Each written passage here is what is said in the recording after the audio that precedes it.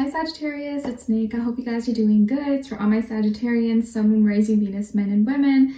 We're now covering May 16th till the 22nd, and this week we're starting off with a banger because we have a full moon, lunar eclipse in Scorpio. Moon does not like to be in Scorpio, and with full moons, it's all about releasing, letting go. There's a lot of pent up emotions and feelings out in the air, and it being a lunar eclipse, it just kind of heightens and magnifies everything. So it may be kind of an intense day, so take it easy on yourself and be easy on others if people are kind of like freaking out. This full moon is intense because it's like releasing us and asking us to release all the deepest, darkest fears, doubts, worries, traumas that we've been carrying and holding on to that need to be released. But it coming out can be really hard and difficult because it's like being put in our face, and we're gonna have to like see it and address it and make peace with it and just say bye. So don't fight it, don't push it away. And if there is something that comes up to the surface, just know that it's meant not to hurt you. It's to show itself so you can say goodbye to it and no longer let it have power over you anymore. This can be a time when there's people getting exposed or secrets are coming out.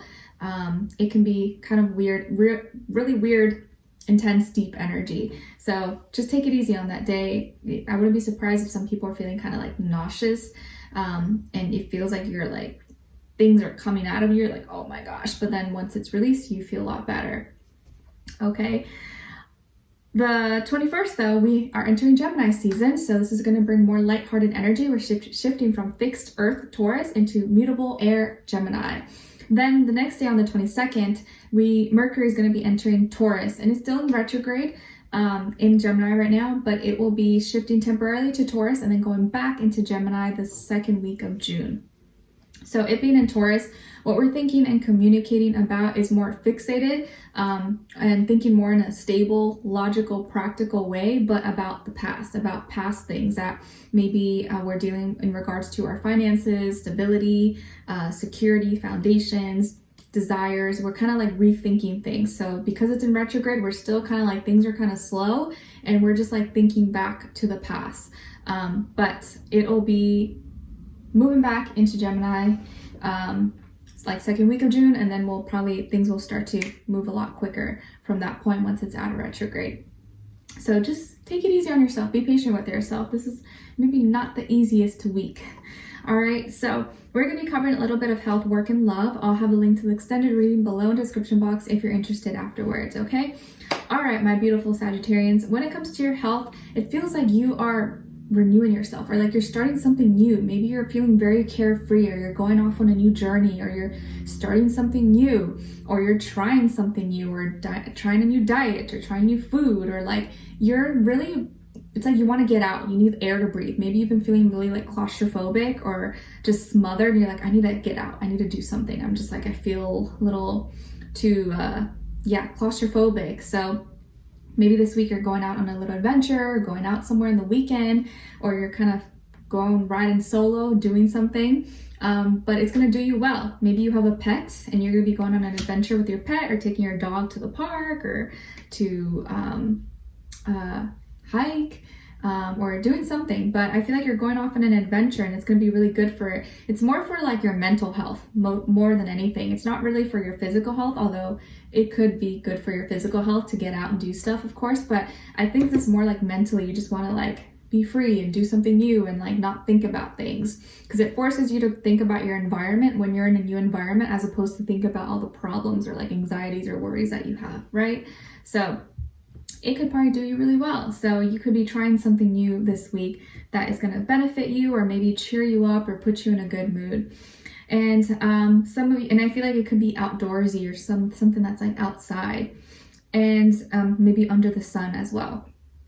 When it comes to your work, school, career, and finances, it feels like there is something that you can't find, or something that you feel like is hiding from you. You're like, why can't I find this thing? And you're looking for it when you need it, but then it doesn't even appear until like nighttime when you don't need it anymore. It's like, now I find it. Why couldn't I have found it in the daytime when I actually needed it for work or school? And now that I don't need it, it shows up. It's like, what? So you may feel like you're losing things, or you can't find certain things, or like when you do come across it or you do find it, it's when you don't need it anymore.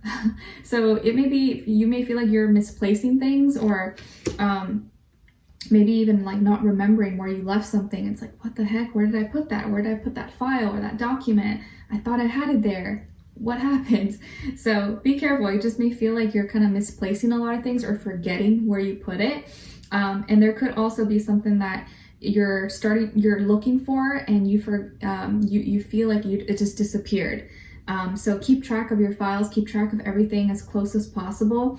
And it could be somewhere hidden in the dark, or if you have like a pet, cat, dog or something, maybe your dog or your cat took it, or it could be somewhere where their toys are. But I feel like whatever you do lose, or maybe you're trying to find that you can't find or have access to, you'll find it probably at night. In the weirdest, like you just step on it or something, you're like, what the heck? I don't know why I feel that energy. So yeah, just watch where you have your things and maybe try to keep track as much as possible, because it may be a little bit easier this week to like lose things or forget where you put it for whatever reason. And some of you could be dealing with Pisces, or you work with the Pisces, or you're dealing with the Pisces energy in your work, school, career, and finances. And there could be some things that maybe you feel like is hidden from you, or you don't know where it is, or you feel like it's someone or something is hiding something from you, and you're trying to like investigate as well. Okay, all right. So when it comes to your love, relationships, and dating, on your side we have the 10 of Pentacles, Strength, and 6 of Pentacles. So some of you could have Leo and Libra somewhere in your chart, and or Libra somewhere in your chart. And then on this other side, for this other person, this can be the past, present, or future situation, or all three, all the above. We have the Knight of Cups, 3 of Swords in reverse, and the High Priestess. All right. You know what song I'm hearing right now?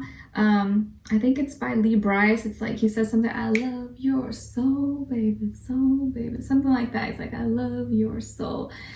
Makes me feel like this person really, really loves your soul, or you bring so much like soothing and like healing to their soul. It feels like this person is really sweet, maybe kind of shy and timid, but really, really sweet, loving, caring.